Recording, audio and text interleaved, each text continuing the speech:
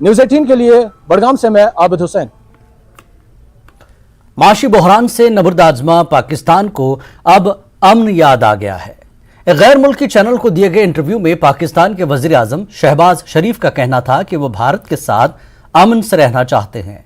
उन्होंने कहा कि पाकिस्तान की भारत के साथ 3 जंगें हुई हैं। इन जंगों ने गुर्बत, बेरोजगारी के सिवा कुछ नहीं दिया। पाकिस्तान के वजीर आजम शहबाज शरीफ का कहना है कि पाकिस्तान भारत से बात करना चाहता है ताकि अहम मसाइल को हल किया जा सके। Let's be very blunt. Even if we are not we are not neighbors by choice, but we are there forever, and it is up to us to live peacefully and progress, or quarrel with each other and waste time and resources. That's up to us. Pakistan has learned its lesson. We had 3 wars with India, 3. And the consequence of those wars, as a result, it only brought more miseries, to the unemployment, 2 nations. poverty, and millions were demoted from their level of satisfaction to a lower level of satisfaction. We have learnt our lesson, and we want to live in peace with India, provided we are able to resolve our genuine problems. Yes. Now this is very important أختي. هذا نقطة مهمة جدا. صحيح. ضروري يعني. So my message to the Indian leadership and Prime Minister Modi is that let's sit down on the table and have serious and sincere talks. Pakistani वज़ीर आज़म की जानिब से भारत के साथ मुज़ाकरात की ख्वाहिश का इजहार करने पर बीजेपी का कहना है कि भारत की नरेंद्र मोदी हुकूमत हमेशा अमन की बहाली के हक में रही है। दूसरी जानिब बीजेपी ने पाकिस्तान की दहशतगर्दी की हिमायत की पॉलिसी को जिम्मेदार ठहराया है।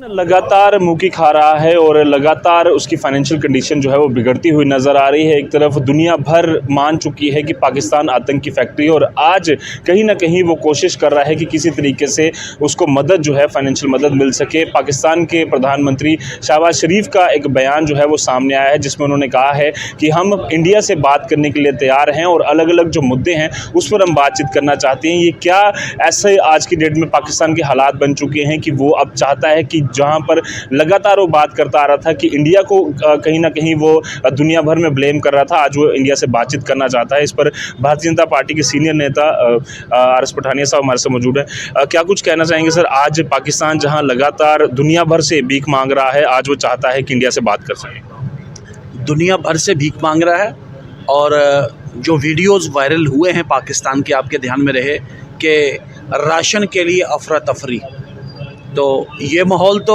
आज से 50 साल 100 वर्ष पहले भी भारतीय महाद्वीप में कहीं भी नहीं था। तो कहीं ना कहीं जब आप नफ़रत लोगों को सिखाएंगे, जब आप दूसरों के आंतरिक मामलों में जिसे कहते हैं गड़बड़, एक आतंकवाद के पैड, आपका मिशन ही कहीं और होगा।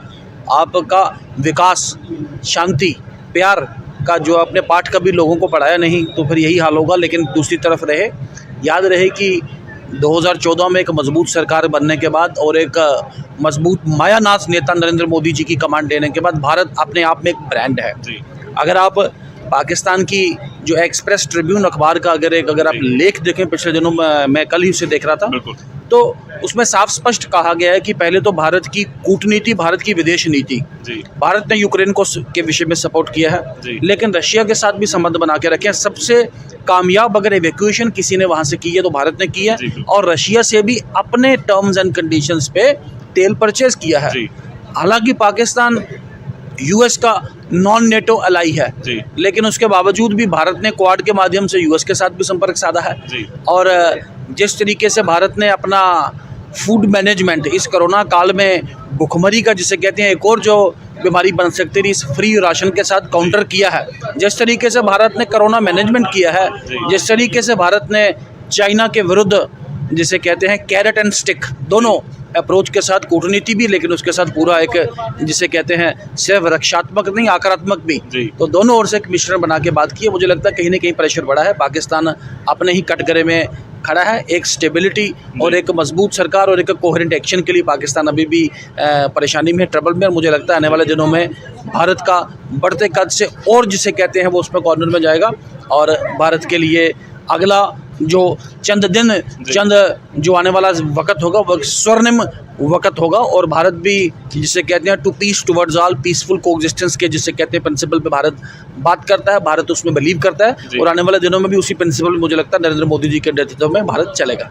एक तरफ से जिसे कहते हैं वार करेंगे, दूसरी तरफ से दोस्ती का हाथ वो चलेगा नहीं, तो पहले पाकिस्तान को अपने आप को ठीक करना पड़ेगा। बाकी मुझे नहीं लगता भारत की ओर से कोई संशय जिसे कहते हैं या कोई ऐसी जिसे कहते हैं कोई एक कम नजरी या तंग नजरी हमारी तरफ से कोई ऐसी बात है, लेकिन पहले पाकिस्तान को या आतंकवाद में कंट्रोल करना पड़ेगा। धन्यवाद हमसे बातचीत की। Thank you Raza ji, thank you जी। तो साफ तौर पर आपने सुना कि talks and terror can not go together और इसीलिए लगातार भारत का जो स्टैंड है पूरी तरह से क्लियर है। पाकिस्तान अपनी तरफ से कोशिश जरूर करता रहेगा पर लगातार दुनिया भर में बदनाम होने के बाद अब वो चाह रहा है कि इंडिया जो है वो उससे बात करे, बट कहीं ना कहीं पहले जो है उसे आतंकी फैक्ट्री जो वो चला रहा है उसे बंद करना होगा। न्यूज़ 18 जम्मू कश्मीर लद्दाख के लिए जम्मू से मैं रजत वोरा। नेशनल कॉन्फ्रेंस के सीनियर